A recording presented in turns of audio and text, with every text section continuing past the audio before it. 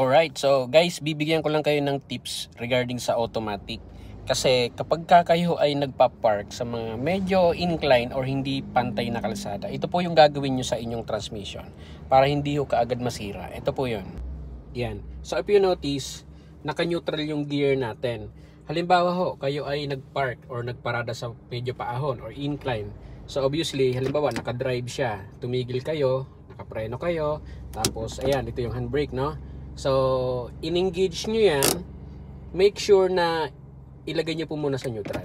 Pansinin nyo po, pag nilagay nyo sa neutral, naka-handbrake na, at binitawan ko yung pedal, pansinin nyo po, medyo uurong yan ng konti. Ayan, bitawan ko po yung paa ko sa brake. Ayan, so medyo gumalaw siya ng konti.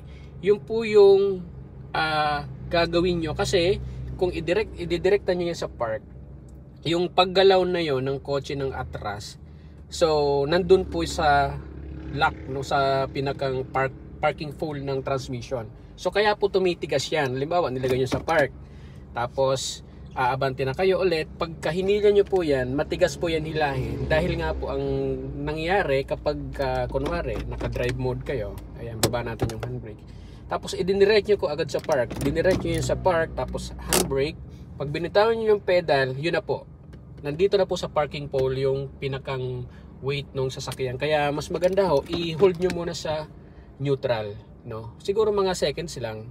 Tapos bitawan nyo yung preno, make sure naka-handbrake, tsaka nyo ilagay sa park mode. So para ho hindi po matigas or hindi maganit hilahin yung transmission, yung gear nyo, yung shifting gear nyo papunta sa drive or kung saan may intention nyo.